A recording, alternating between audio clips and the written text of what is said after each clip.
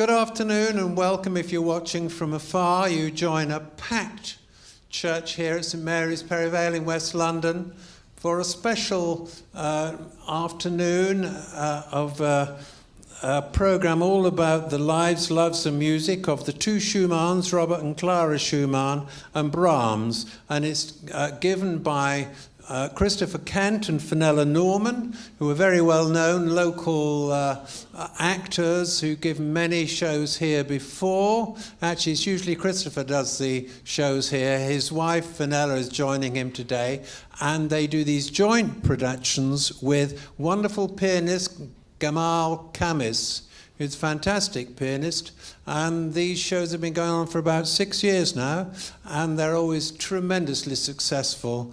Anyway, this is a new show all about the sort of triangle of the two Schumanns and the young Brahms.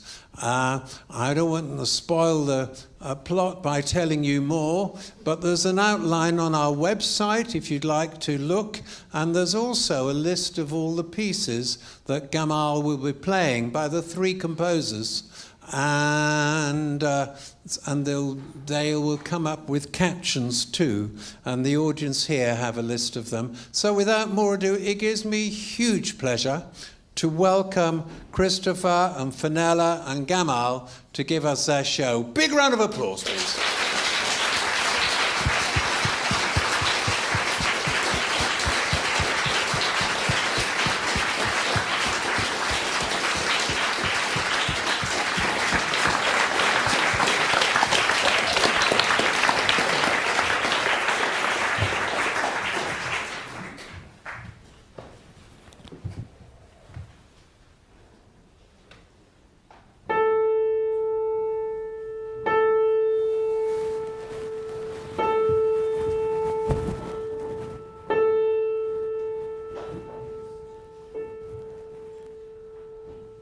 Just after midday, on a wet Monday in Dusseldorf, the 27th of February 1854, a stooping, middle-aged man emerged suddenly from a house on the Bilkerstrasse.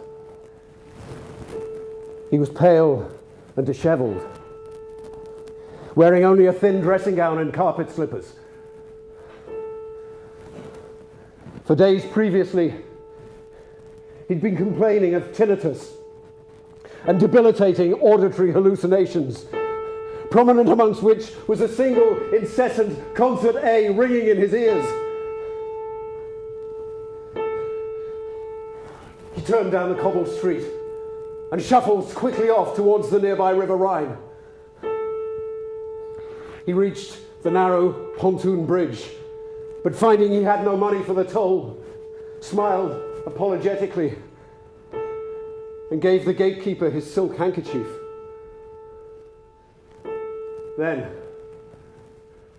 before anyone could do anything to stop him, he rushed halfway across the bridge, paused briefly, and hurled himself into the icy torrent below. He might easily have been swept away, had not a group of nearby boatmen seen what was happening and come quickly to his rescue. As he was brought, struggling and bedraggled ashore, a bystander recognized him as Herr Dr. Robert Schumann, the celebrated composer and critic, and until recently conductor of the local Dusseldorf orchestra. Less than a week later, at his own insistence, Schumann was transported to an asylum at Endenich near Bonn. He was to spend the rest of his life there. His children never saw him again, and his wife, Clara, famous across Europe as a virtuoso concert pianist, was prevented from seeing him for 2.5 years until just before his death. The day before his departure, a young composer friend of the Schumann family rushed from his position in Hanover to be with the distressed and grieving Clara. His name was Johannes Brahms. What happened next has been the subject of speculation almost ever since. But one way or another, their relationship was to last for the rest of both of their lives.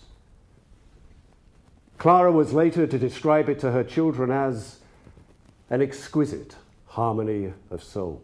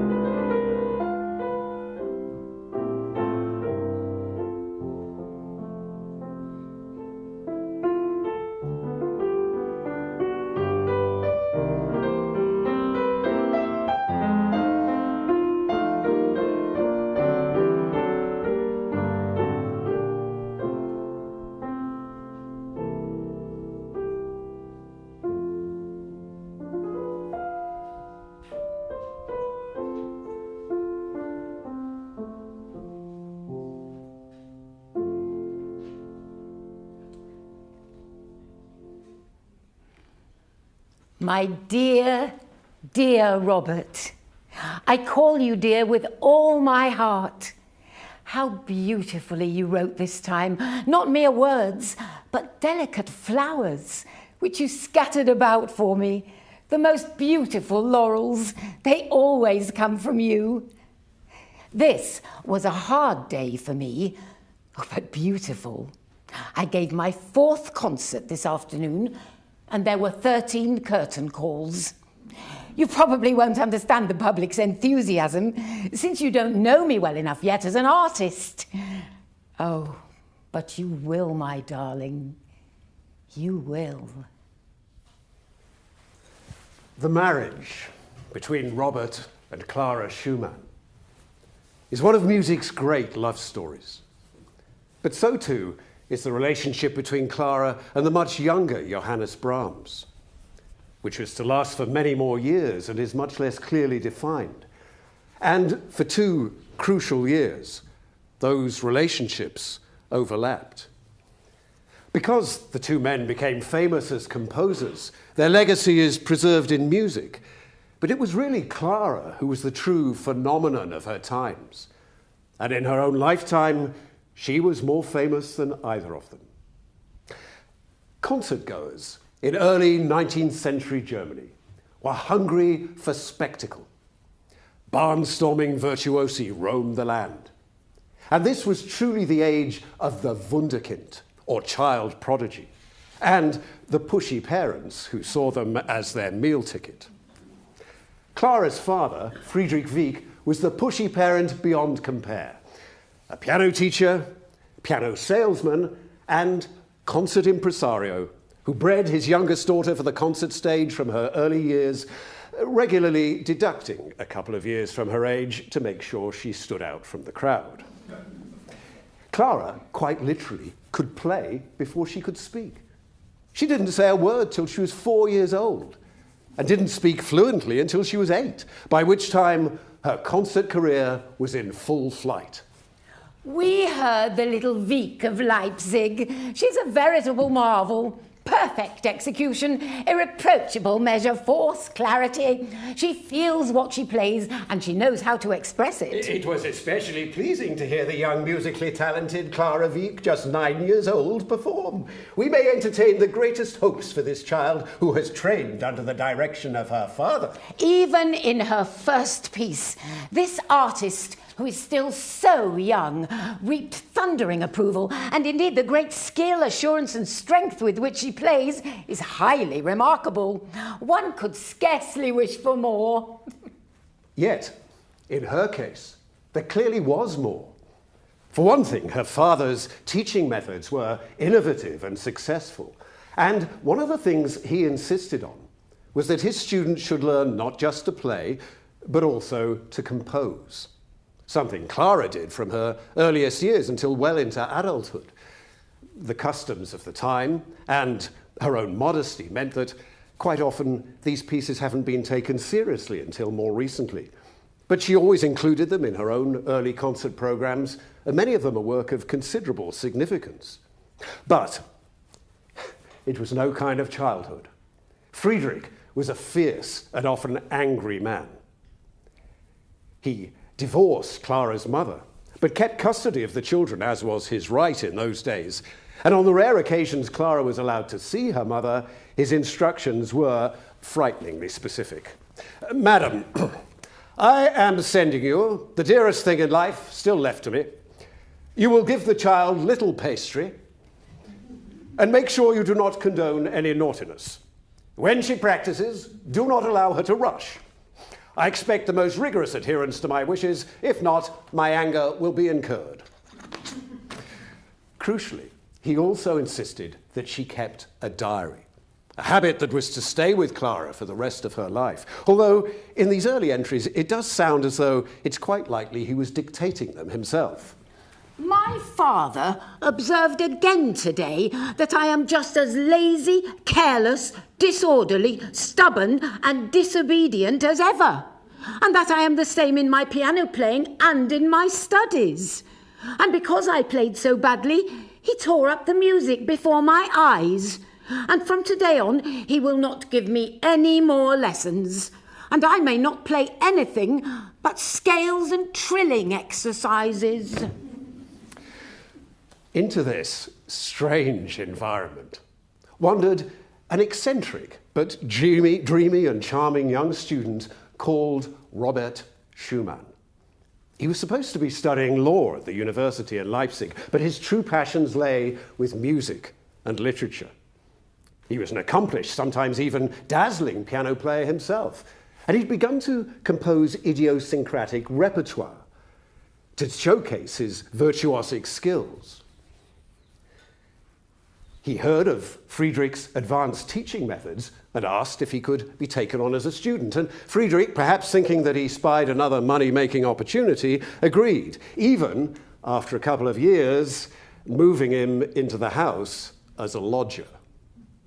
This, as he later came to realize, was a mistake, because Clara, lonely and no doubt isolated, immediately latched onto him. Initially, probably as a sort of idealized older brother figure. She was only 12 when he arrived. But increasingly, as she grew into adolescence, increasingly something more than that.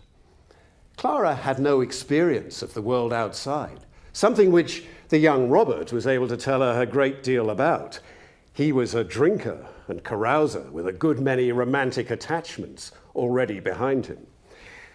Friedrich immediately became suspicious, but he tolerated his presence largely because he could see that his compositions were something special. Robert's music wasn't like anyone else's. It's hard to imagine how unusual these now familiar early solo piano works, Carnaval, Papillon, Kreisleriana must have seemed at the time, typically sequences or cycles of musical vignettes featuring characters from books he had read or stories he'd imagined. He also often included musical codes or ciphers, and perhaps prophetically for someone who probably suffered from something we might now call bipolar disorder, he created musical themes for the two sides of his own personality. The dreamy and introverted Eusebius,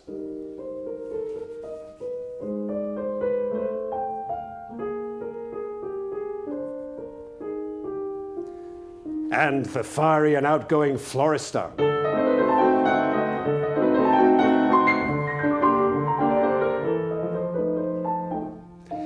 He even created a secret theme for Clara, a descending motif based on the musical notes of her name, C-A-A.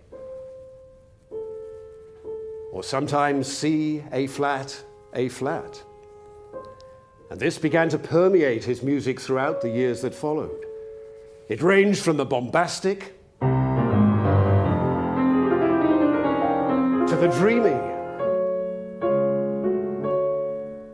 It even featured in the famous piano concerto he was to write for Clara. And the extended, ecstatic love poem that was his C major fantasy.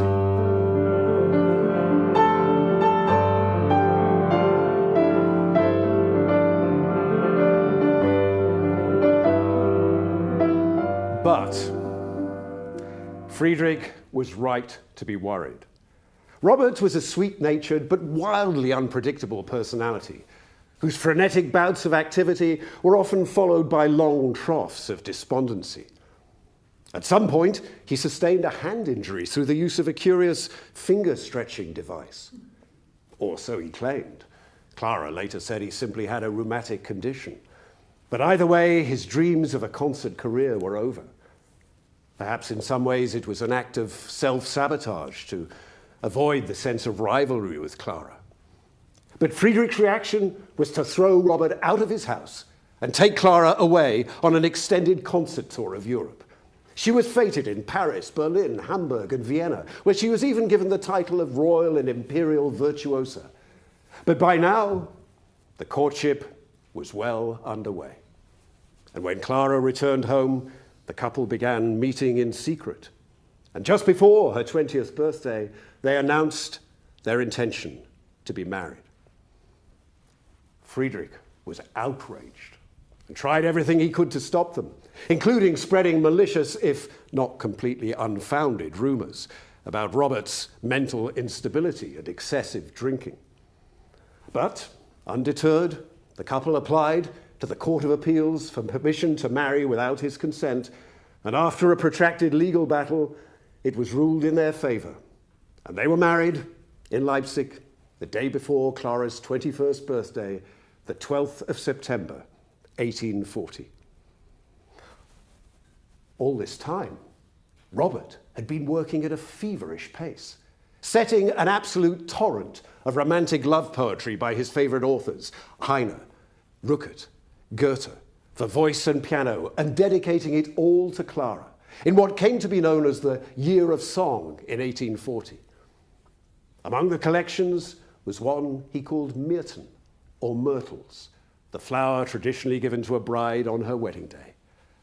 And the first song in the collection was a rapturous setting of Friedrich Ruckert's poem Widmung, or dedication. You are my soul, you are my heart, you are my bliss, you are my pain.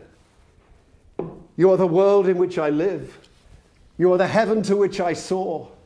You are the tomb within which I have buried my soul forever.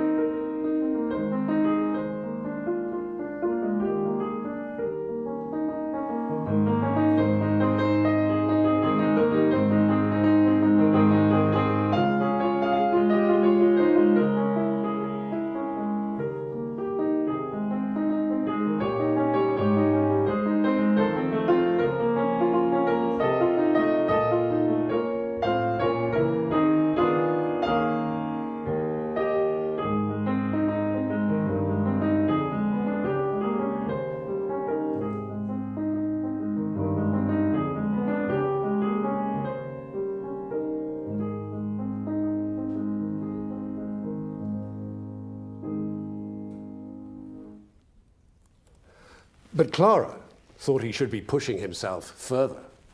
I am often pained that Robert's compositions are not recognised as they deserve to be. I would play them gladly, but the public doesn't understand them. He has much too deep an intellect. I believe the best thing is for him to compose for orchestra. His fantasy is limited by the piano. His pieces are all in orchestral style, and I think that is why they are so inaccessible to the public. It takes a great deal to discover their inner beauties. My greatest wish is that he should compose for orchestra. That is his realm. If only I could succeed in persuading him. But she did persuade him. A year of orchestral music followed in 1842. Robert worked at a ferocious pace, 2 symphonies and his piano concerto in a matter of months, with his first spring symphony sketched in 4 days and orchestrated in 10. An extraordinary feat for someone with no formal training as a composer. Both Robert and Clara had kept diaries as individuals, but now Robert had a new idea: the marriage diary.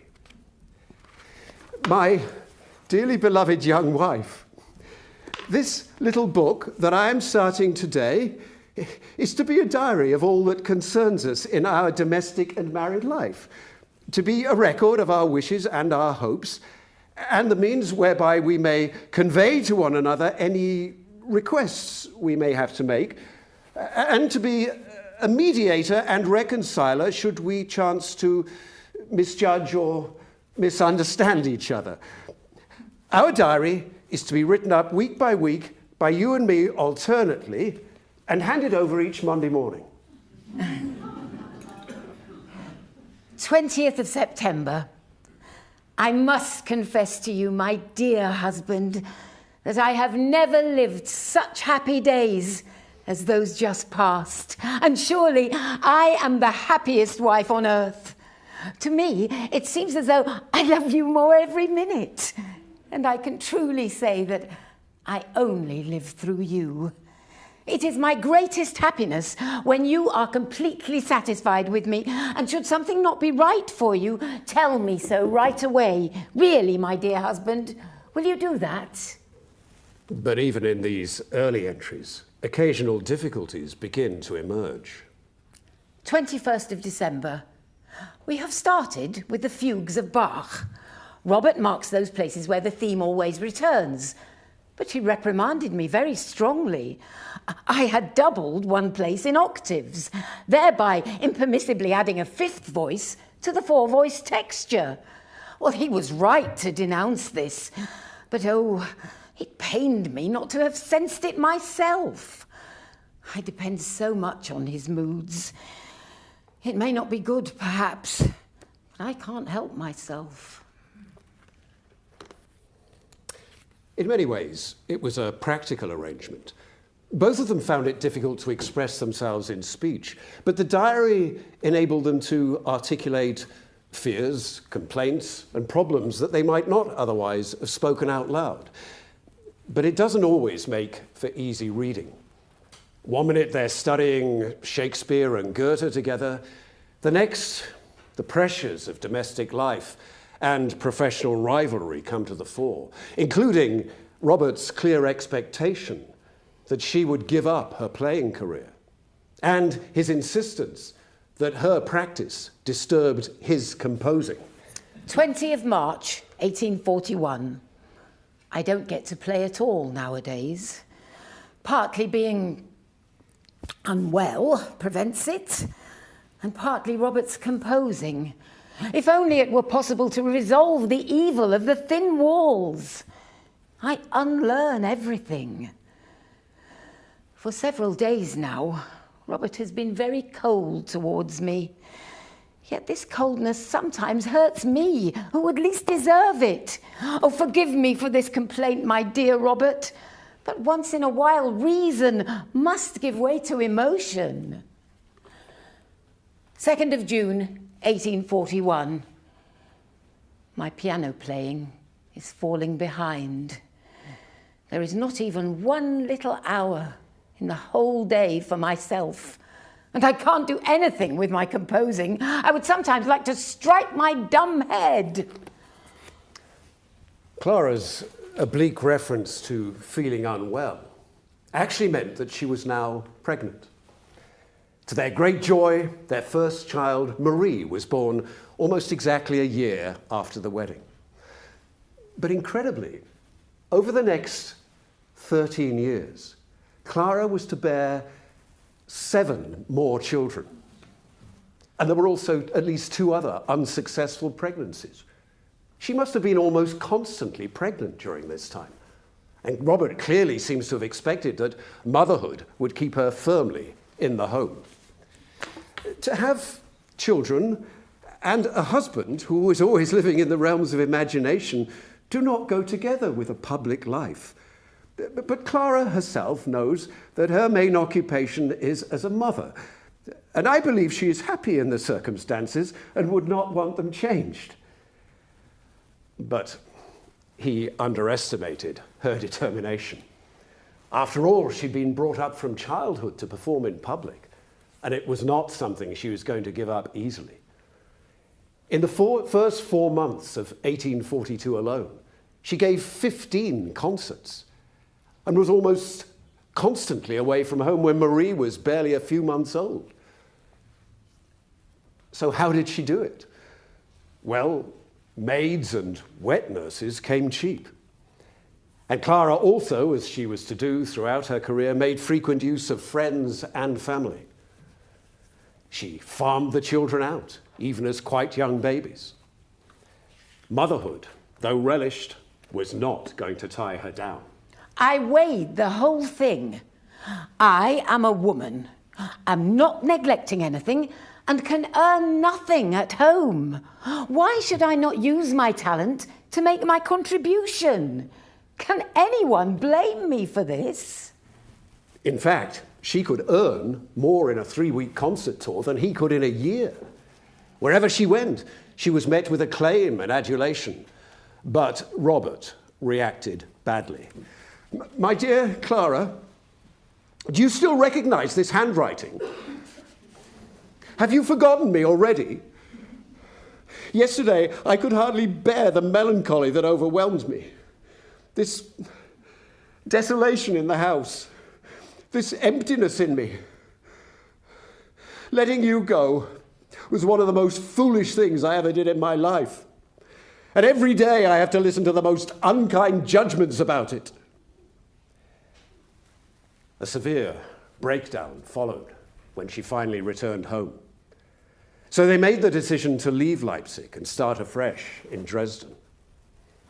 During the 5 years that they spent there, Robert composed some of his most successful works. But they suffered a crushing bereavement when their first son and 4th child, Emil, died aged only 16 months, and Robert's mental health continued to deteriorate. When Clara found she was pregnant with her 5th child in May 1847, there's a distinct change of tone in the diary. What will become of my work? Yet Robert says children are blessings, and he is right, because without children there is indeed no happiness. And so I have decided to face the difficult time that is coming as cheerfully as possible. Whether it will always be like this, I don't know. Further pregnancies are described in the diary as Clara's new fear or frightening expectations. Then, in May 1849, right on their doorstep, there was a violent uprising in Dresden, and the family was in immediate danger. Robert, confused, sick, frightened, was in no position to know what to do. But Clara was made of sterner stuff. She tells this remarkable story in her diary. Soon we heard gunfire. A guard of safety formed itself in our street, and they wanted Robert to join. They threatened to search for him, but he and I escaped together through the garden door. We had no time to take the children, who stayed in the house with their nurse. As we hurried through the city, we saw the terrible sight of dead bodies, men who had fallen the day before. We arrived safely in the country, but my anxiety was frightful, for continually one could hear the thunder of the cannon, and my children were still in the city. In the evening, I decided to go back, but Robert could not come with me for fear of being press-ganged by the insurgents. I left by carriage and then went on foot across the fields, arriving at our house in the dead of night. The children were still asleep. I tore them from their beds, dressed them, and we had just left again amidst the continuous thunder of the cannon when suddenly we saw 40 men with scythes coming straight towards us. At first, I did not know what to do, but I plucked up heart, looked straight ahead, and we went quietly through. It couldn't have been further from her experiences in the salons and concert halls of Europe. But clearly, Dresden was no longer a safe or desirable place to live. And in 1850, Robert accepted the offer to become the music director of the Municipal Orchestra and Choral Society in Dusseldorf. It was a good position, but not one to which he was remotely suited. His difficulties with communicating and his inadequacies as a conductor quickly came to the fore. Soon, his musicians and employers were up in arms, and Robert sank back into despair and despondency. In the midst of this fraught and difficult situation, one day there was a ring at the family's doorbell, which was answered by young Marie, now aged 12. The bell rang towards noon.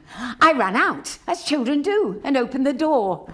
There I saw a very young man, handsome as a picture, with long blonde hair. He asked for my father. Father received him. The young man sat down at the piano. He had barely played a few measures of his own music when my father interrupted and ran out, saying, "Please, wait a minute. I must call my wife." He played to them all morning. There were such sounds, and the midday meal that followed was unforgettable. His name was Johannes Brahms.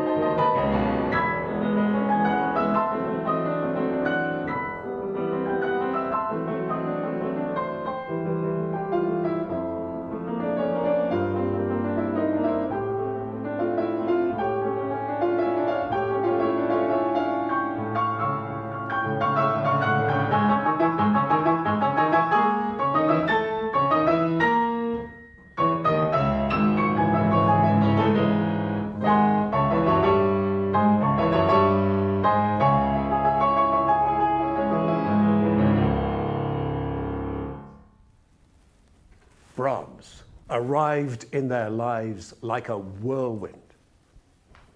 It's difficult to overestimate the effect he and his music had on them, and they could talk or think of little else. In truth, they were both besotted. Clara wrote in her diary, "This young man from Hamburg, just 20 years old, came as if sent straight from God. He played us sonatas and scherzos of his own, all of them showing exuberant imagination, depth of feeling, and mastery of form. It is really moving to see him sitting at the piano with his interesting young face, which becomes transfigured when he plays with perfect ease these remarkable compositions. He came again the next day and then the next week, each time bringing new works of his to play." And Robert rushed into print. "He is the one who should come, a young eagle, a mighty Niagara, the true apostle, a young blood by whose cradle graces and heroes kept watch. He who is called Johannes Brahms from Hamburg bore all the outward signs that proclaim to us, this is one of the elect." In fact, the young Brahms was probably overwhelmed by the attention. And this very public proclamation of his genius at such an early stage in his career was to have a somewhat inhibiting effect. His first symphony, which he began round this time in the early 1850s, he didn't complete until 1876. But there's no doubt he felt a deep sense of belonging in the Schumann household. And it's perhaps not surprising that he and Clara should have hit it off so quickly. Like her, the young Johannes had had a difficult childhood. It seems that even as quite a young teenager, his itinerant father, musician father, and much older mother had sent him out to play as a pianist in sleazy Hamburg nightclubs and brothels. He must have seen and heard things which were highly inappropriate for someone of his young age. In later life, he alluded to experiences which left a deep shadow on his mind, and it undoubtedly affected his ability to form relationships. But he was a breath of fresh air in a fraught and difficult situation, because all was not well in the Schumann household. Robert had again been involved in an exhausting bout of extreme activity, which as usual was followed by crippling depression and destructive behavior. And his work with the Dusseldorf Orchestra was doomed from the start. Their concertmaster, Wilhelm von Wasilewski, complained to his board of trustees, "Schumann has as little positive talent for conducting as he does for teaching music. He lacks the requisite ingredients for both, with no capacity to establish a close rapport with others, nor to make his intentions clear and obvious. This because he either says nothing or speaks so softly that he can only rarely be understood." Often, Clara would assist him in rehearsals, trying to interpret his wishes to the players. But her loyalty and desire to protect him blinded her to the reality of the situation. She was incensed by casual snubs to her husband and the assumption that she herself would play, as she put it, for a basket of flowers. They were both crushed when Robert was summarily replaced by a younger conductor with a commensurate drop in salary. Despite all of this, amazingly, he continued to compose prolifically. Almost a third of his total compositional output came during the 4 years of his Dusseldorf tenure. But his doctors were growing increasingly concerned about his erratic behavior.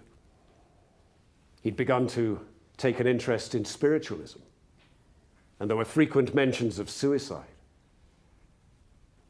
Then, in February 1854, matters reached a head. Last night, Robert suffered from so violent an affection of the hearing that he did not close his eyes all night. He kept on hearing the same note over and over again. My poor Robert suffers terribly. Every noise, he says, sounds to him like music, a music more wonderful and played by more exquisite instruments than ever sounded on earth. He was firmly convinced that angels hovered around him, revealing glories to him. Robert said frequently that if this did not cease, his mind must give way. The doctor says he can do absolutely nothing. Morning came, and with it, a terrible change. The angel voices turned to those of demons, and in hideous music, they told him he was a sinner and that they would cast him into hell. There were often moments when he begged me to leave him, as he might do me an injury. He often complained that his head was spinning and that it would soon be all over with him and he would take leave of me. It was so melancholy that I cannot possibly describe it. When I merely touched him, he said, Clara, I am not worthy of you. He said that. He, to whom I had always looked up with the greatest, deepest reverence. Clara, for the first time in years, tried to distract herself by writing music. I once believed that I possessed creative talent, but I have given up this idea. A woman must not desire to compose. None yet have been able to do it. Should I expect to be the one?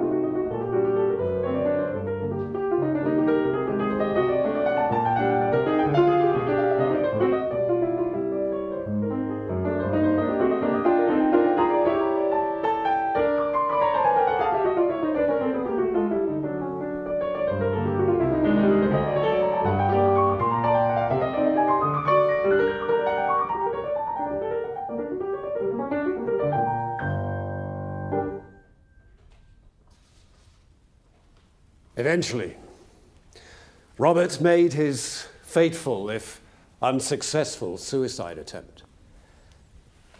For days previously, as the situation deteriorated, Clara, now heavily pregnant with her 8th child, was advised to stay away from him with friends for her own protection. Even the calamitous events in the chilly waters of the Rhine on the 27th of February were kept from her. So she was devastated to discover that arrangements had already been made at his own request to transport Robert to an asylum at Endenich near Bonn, many hours coach travel away.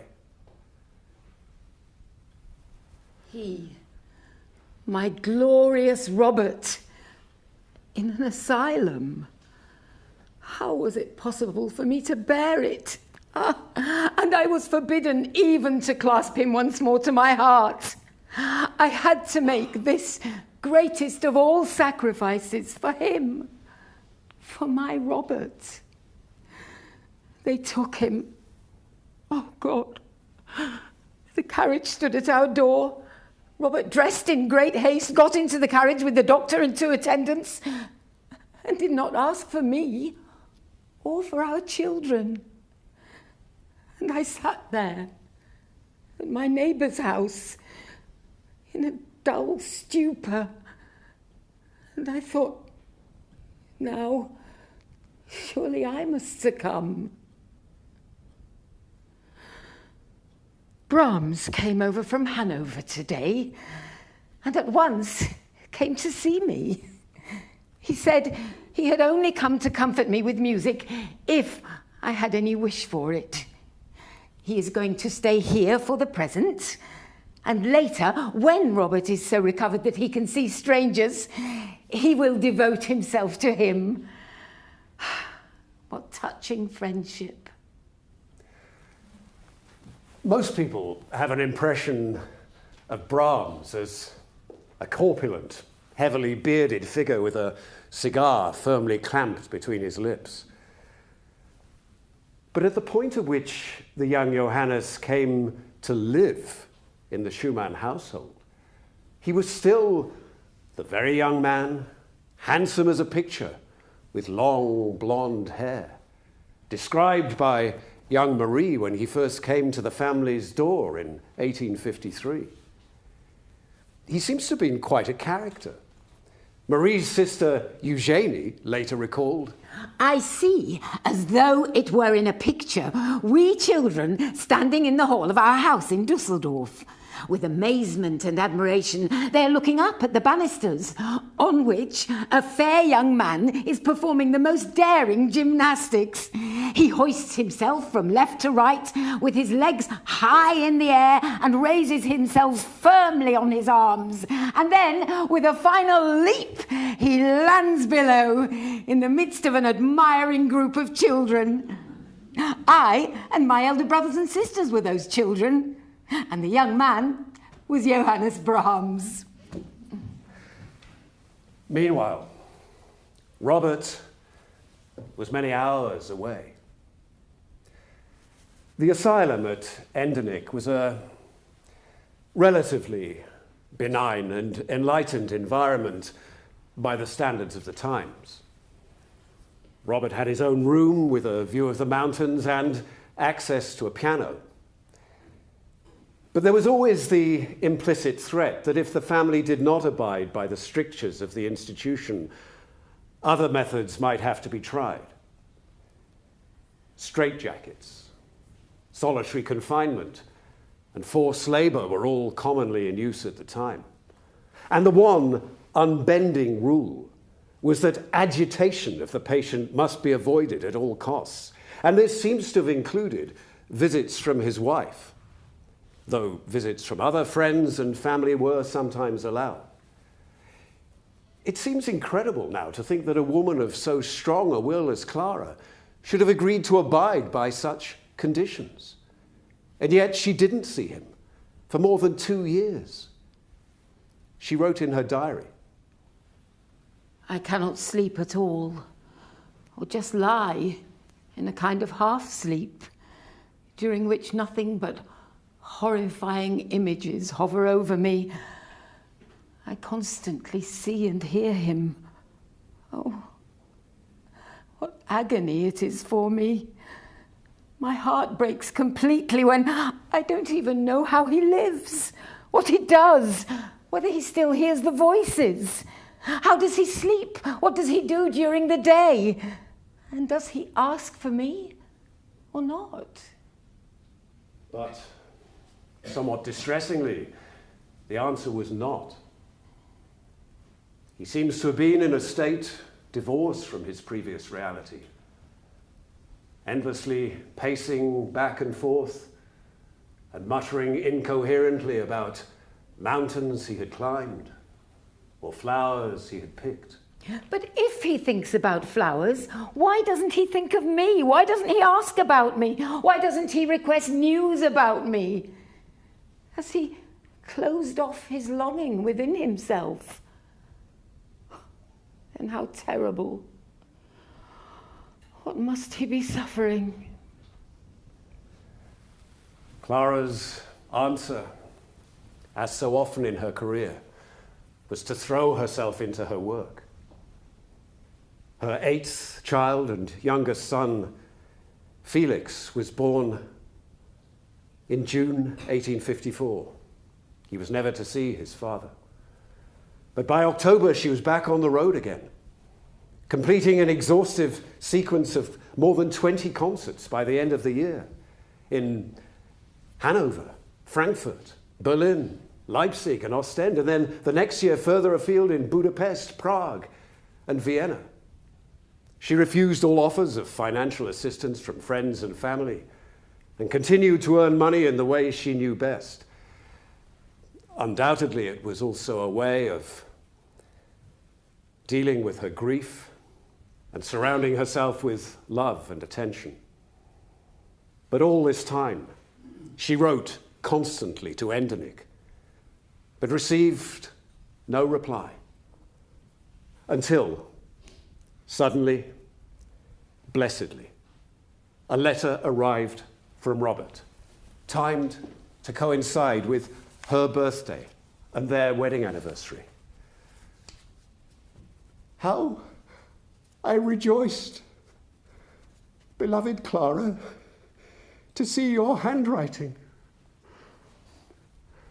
High thanks for having written to me on such a day, and that you and the dear children still remember me. Greet and kiss the little ones. Oh, if I could see and speak to you again, but the way is too far. So much I should like to know.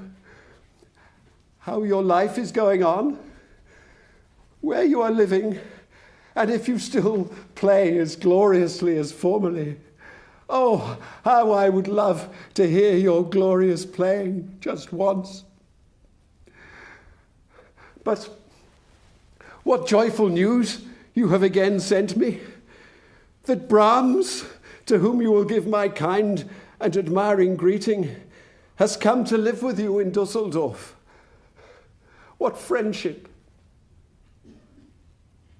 At other times, he wondered why he hadn't heard from her.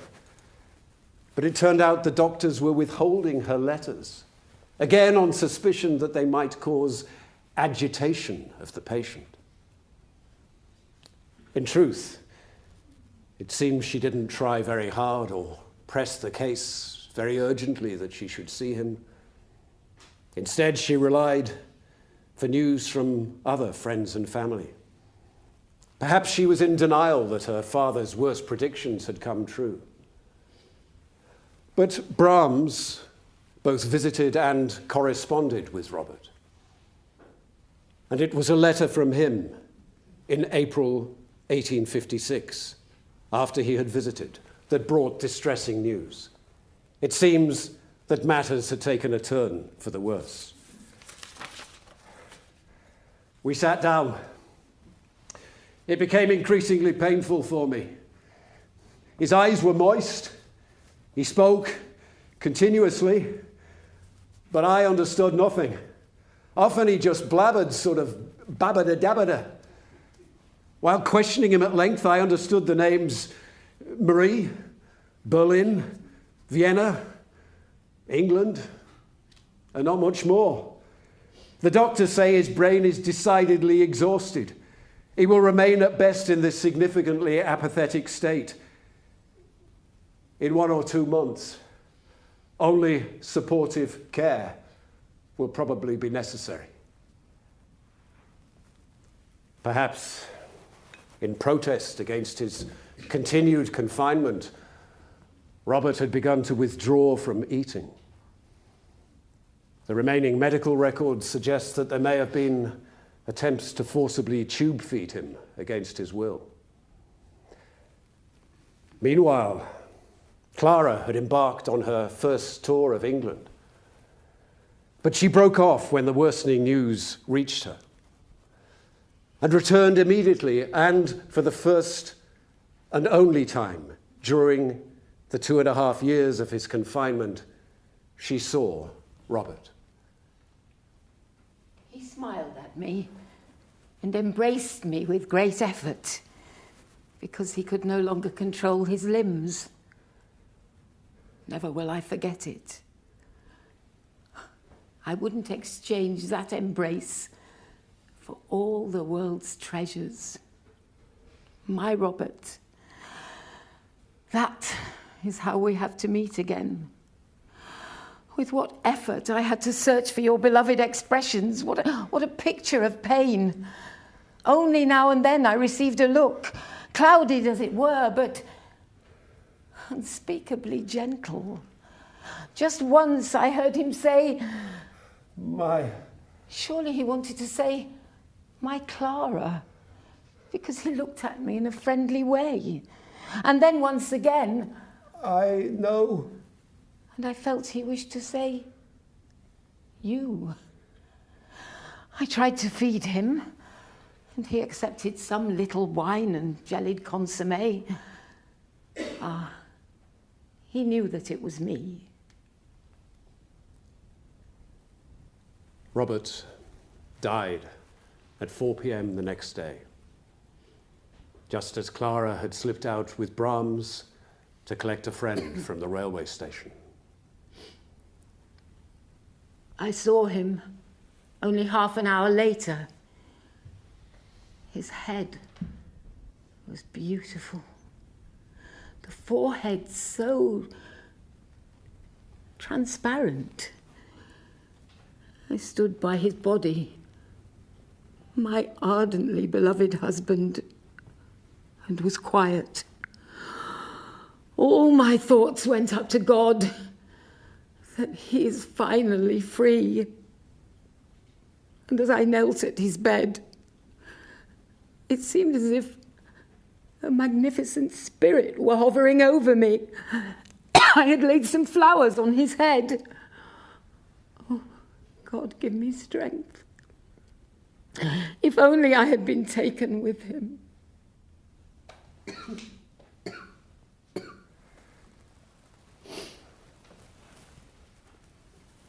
All the time that Robert was resident at Endenich, according to the staff there, he had continued to write music, but almost none of it survives.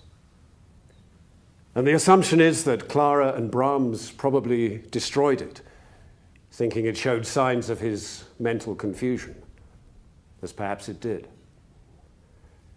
So almost the last completed piece we have of his is the strange work he composed during the final throes of his mental crisis before he was committed to Endenich in 1854. It came to be known as the Ghost Variations because he said that he'd been visited in a dream by the spirit of Schubert, who had dictated a beautiful theme to him, which he'd managed to write down. It was indeed a beautiful theme, but he doesn't seem to have realized it's something that he had actually written himself and already included as the slow movement of his violin concerto. During those final few feverish days. He sat down and composed a sequence of variations on the theme.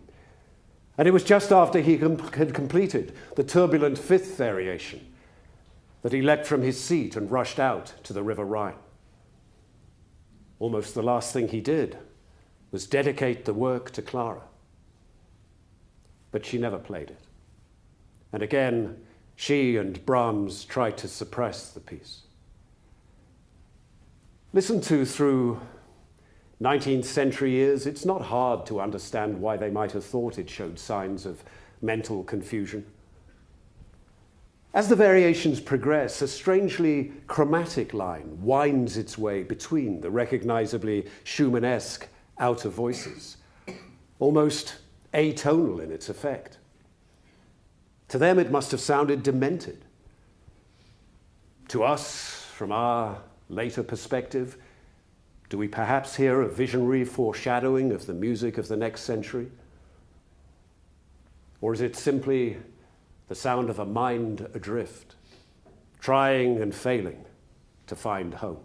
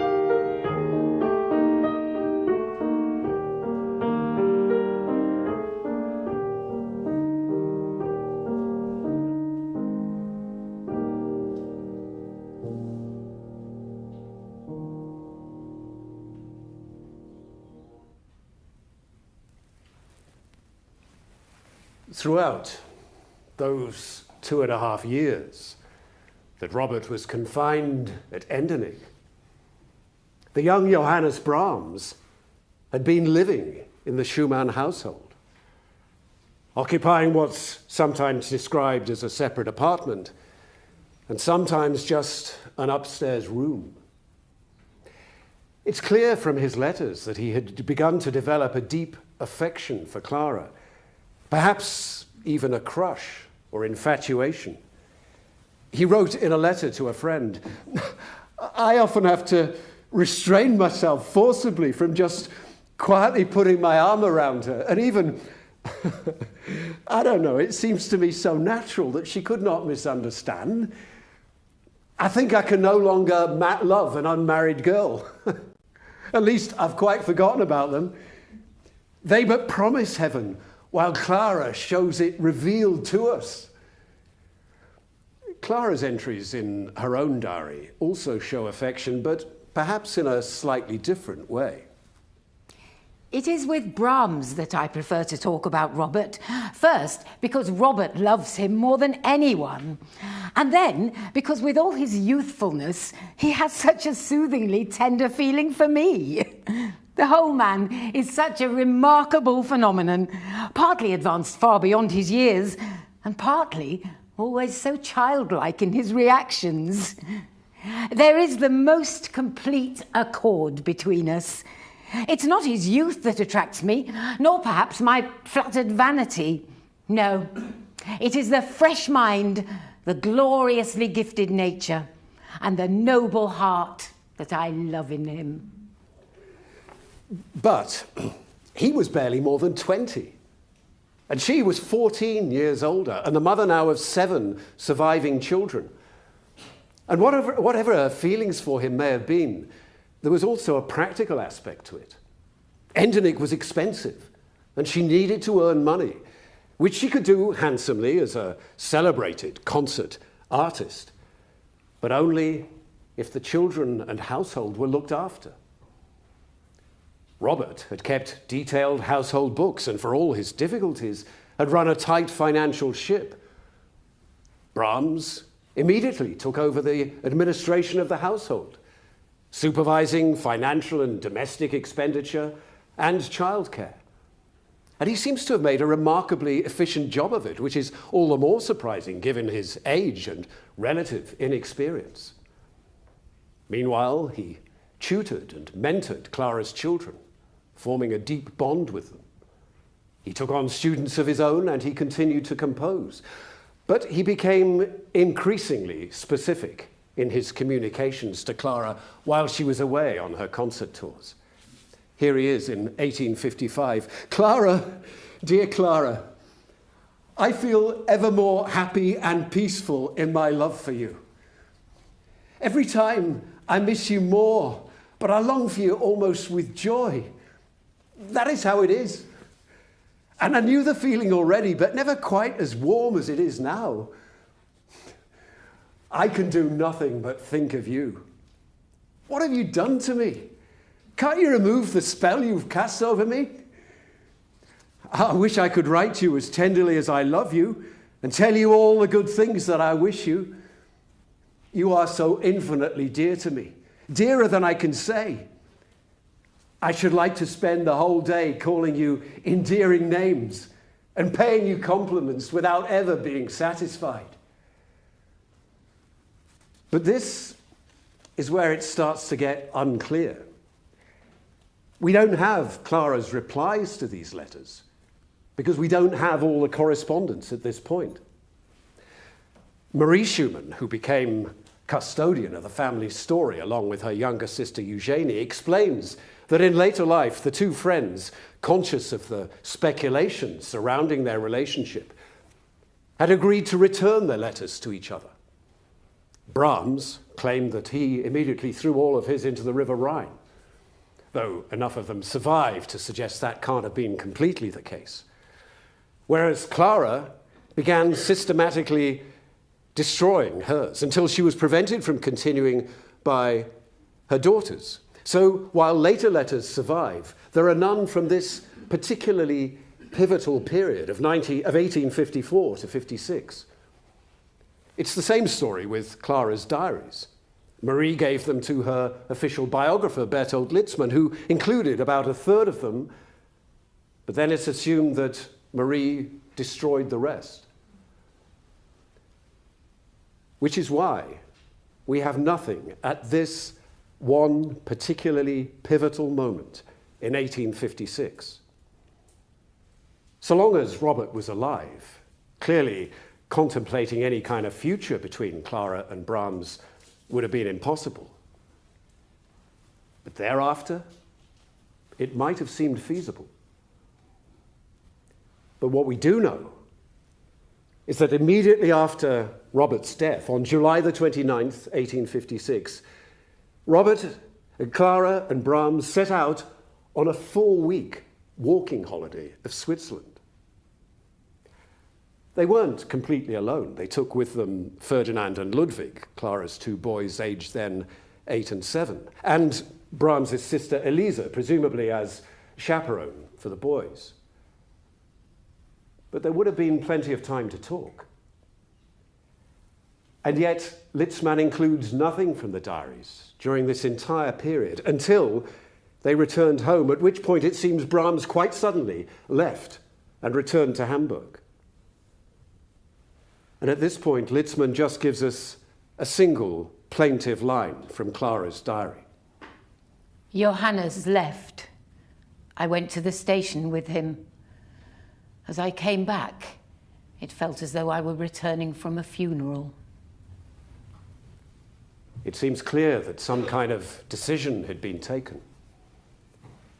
But the only other thing we have from this period is one curious stray letter from Brahms, which seems to hint at some kind of disagreement between them.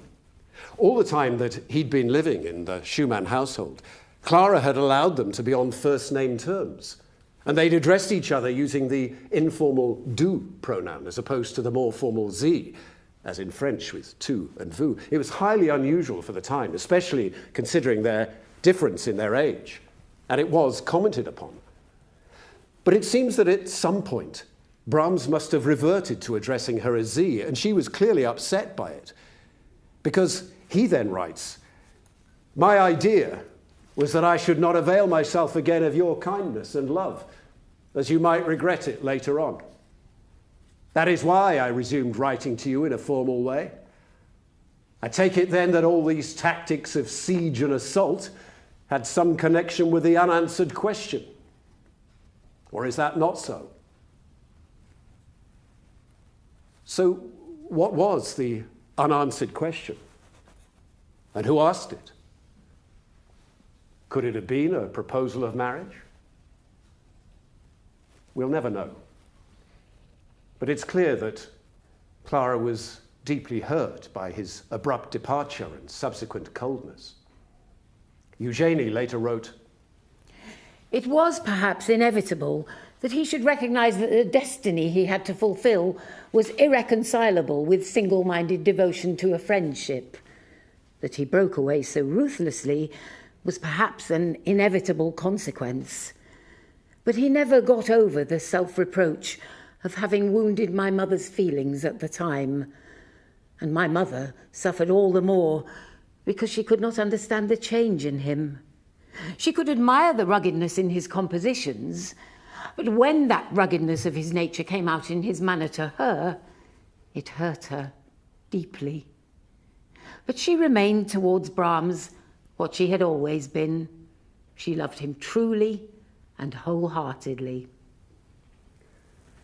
There's just one final coda, a last flickering of the flame, perhaps, in a letter from Clara 2 years later, after what seems to have been a long silence from Brahms. I am waiting for another letter, my Johannes. If only I could find longing as sweet as you do. It only gives me pain and fills my heart with unspeakable woe. Write to me as often as you can. One requires to be cheerful during a cure, and whence would good cheer come to me, if not from you? Farewell. think kindly of your Clara. They never again spent so much time in each other's company, but the friendship continued.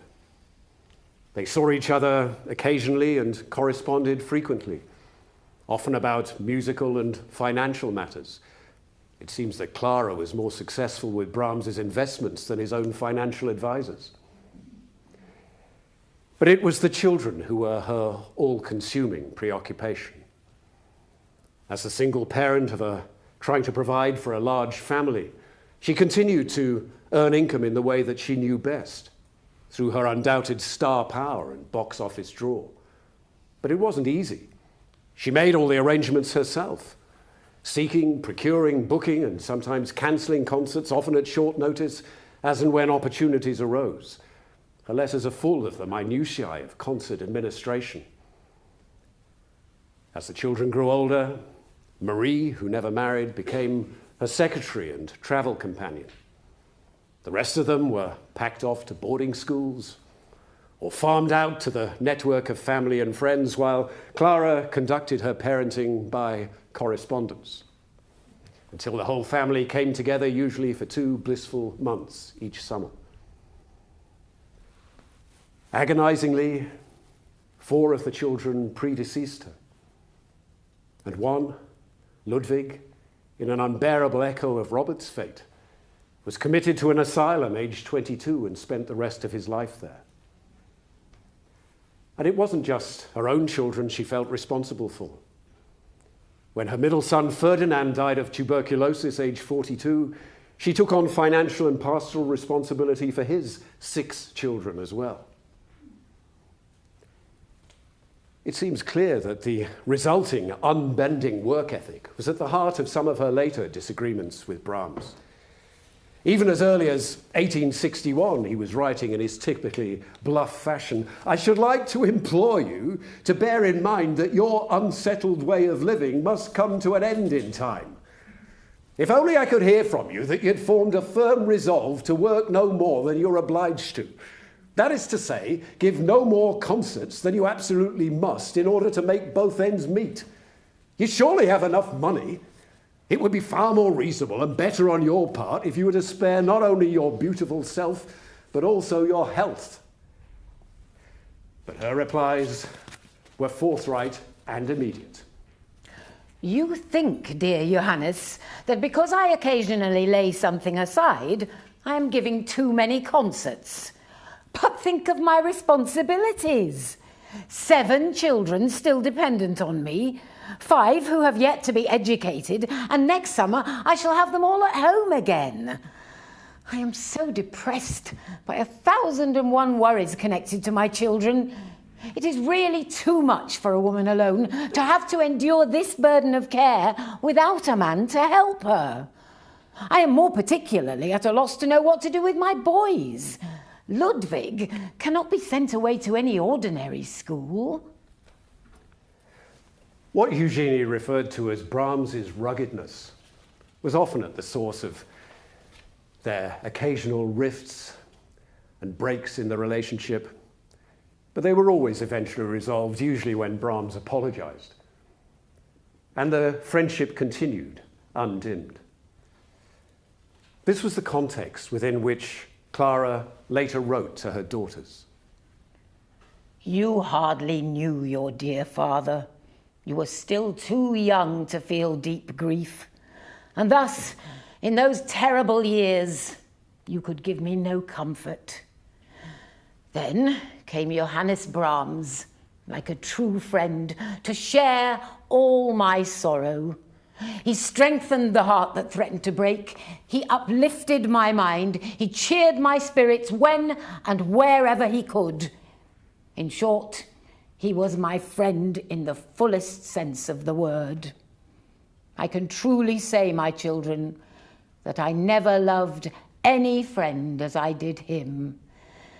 It was an exquisite harmony of souls. Brahms's fame and career burgeoned through the years as the chamber music Concertos, choral works, and yes, eventually symphonies began to flow. But he always brought or sent his music for Clara to look through first, until in her later years, as she aged and could no longer play in public, he started to send her an extraordinary sequence of shorter piano pieces called things like Fantasy and Intermezzo, his opus 116 to 119. Often they're sparer and less demanding technically, perhaps in recognition of her diminishing powers, with just occasional passages of bravura so as perhaps not to tire her too much. They carry instructions like teneramente, tenderly, and espressivo, expressively, and make frequent use of the descending Clara theme, so beloved of Robert, Clara, and Brahms himself, sometimes reduced to the merest sigh. Were they perhaps, in some way, a final love letter to Clara? A summation of feelings unexpressed and unconsummated? His final visit came in October 1895, when Clara was 76 and now living in Frankfurt. He stayed overnight, and then, Eugenie writes, The next morning, I heard Mama play some Bach, and then Brahms's new Intermezzo in E-flat minor. A little while after she had finished, I went in. Mama was sitting sideways at her writing table. Her cheeks were gently flushed, and her eyes shone as though illumined by a light from within. Brahms, who was sitting opposite her, was evidently touched with deep emotion. He said, "Your mother has been playing most beautifully to me."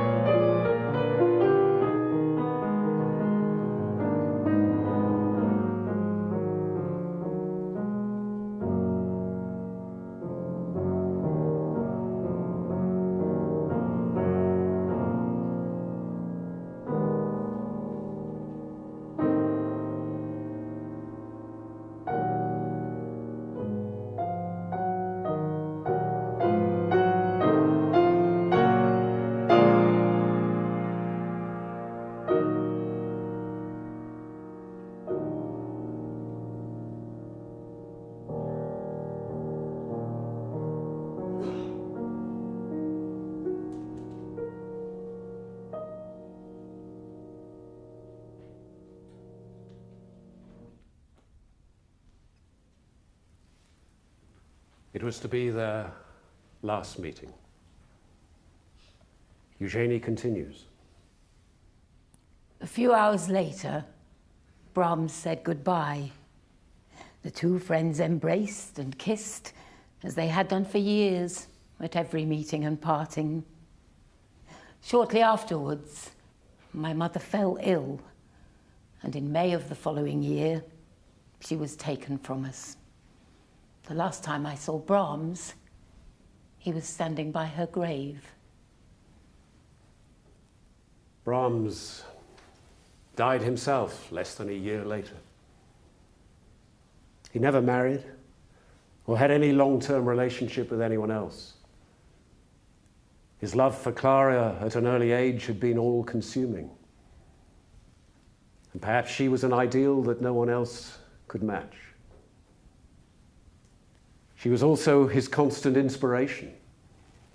He once wrote, "It should by rights say on the title page of everything I have written, really by Clara Schumann."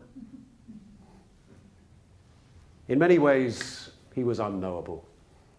The big beard he grew in later life and the awkwardness of his manners were perhaps a way of distancing himself.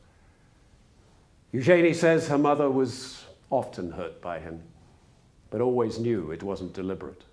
He never wanted to appear other than he was. The few faults he had were very much in evidence, but he took no trouble to draw aside the slight veil that they formed and left it to others to lift it from the heart of pure gold which lay underneath. Clara continued to play in public until she was almost 70. And in her day, she was as famous as anyone in Europe. Through the course of her long career, she knew everyone of note. The Mendelssohns, Chopin, Berlioz, Liszt, Wagner. And much of what she did informs the way we expect to hear music now. She believed in playing exactly what was written, without embellishment, and thought the composer's intentions were sacrosanct, a novel idea in an age of freewheeling virtuosi. But because her career predated the age of recording, we have no idea of what she actually sounded like, apart from this tantalizing memory of Eugenie's from her childhood when her mother was practicing. Directly after breakfast, the grand piano would be opened and the house flooded with sound.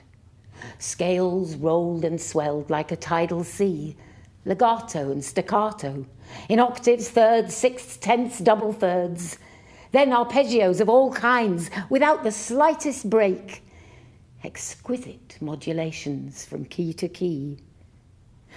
The most wonderful feature of this practicing was that it was new every day and seemed drawn ever fresh from a mysterious wellspring. They say that Paganini could make people weep with the playing of a scale, but so too could Mama. This inexpressible joy continued to the day when we heard it for the very last time. She penetrated so deeply into the spirit of each work that she played that they became almost a part of her. They lay enshrined in her soul, and when she drew them forth, they seemed to have been newly created. Clara continued to champion her husband's music to the very end, and Brahms's too, premiering and programming almost everything he wrote for piano as long as she was able. But at the very end, as she lay on her deathbed and her grandson Ferdinand asked if he should play for her, it was Robert's music that she asked for. Her love for him remained undimmed. By now, Robert's music had become celebrated. But there were some things that only were discovered long after both of their deaths. Perhaps they were just too painful, too personal to share. And perhaps, in the end, that exquisite harmony of which she wrote lay between three souls whose lives and music remain inextricably linked forever.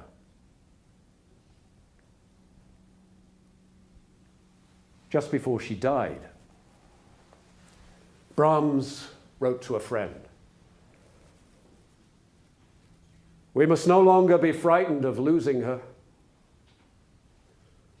Not even me, the lonely one, for whom all too little is left in this world. But after she has left us, will not our faces shine when we think of her? That glorious woman whom it has been our pleasure to have known through the course of a long life, loving and admiring her ever more and more. Thus, and thus only, shall we mourn her."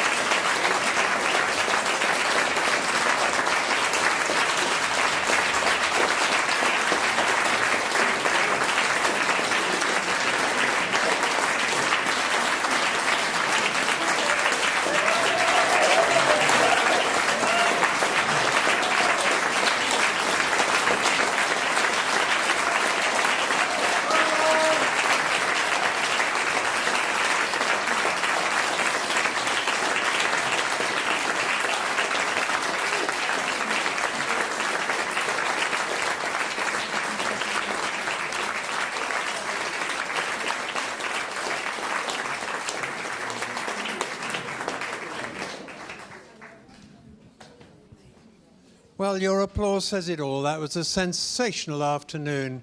All three performers did admirably. It was very moving. And we've all learnt a lot, I think. Most of us only knew that he chucked himself in the Rhine, didn't know much else. You know a lot more now. I'd like to say... I'd like to say apologise at this stage for, firstly, the people at the back who've had a very uncomfortable afternoon. Thank you for sitting it out or standing it out. An even more bigger apology to those who may be watching from home who I had to send away. We've never done that since before the pandemic. There were about 10 or 15 people. I feel mortified, but there was nothing else I could do, so I can only apologise. It won't happen again for another 2 years, so do come back to future thing. But I do apologise. It was just couldn't be helped. Obviously, Chris and Fenella are very popular around Ealing. Rightly so. Anyway, if you've enjoyed the show, you know what's coming now. Please think of going to our website and donating. And of course, the audience here don't have to do that. We've got yellow envelopes. Stuff something in there. Old-fashioned money, or we have a cash reader at the back. I'd like to say special big thanks to our technical team today, because it's slightly more complicated than usual. There's Rob Jenkins upstairs doing the recording, and George Auckland sorting out the sound at the back. I'm extremely grateful to both of them. They've done a terrific job. And so thank you very much for being with us. If you're watching from afar, do tune in again. We have 3 concerts a week, always at 3 o'clock. If you want to come to Perivale, you will always get in. Maybe in 2 years' time we may get full again, but it won't happen otherwise. So thank you very much for being with us, and a very good afternoon to you.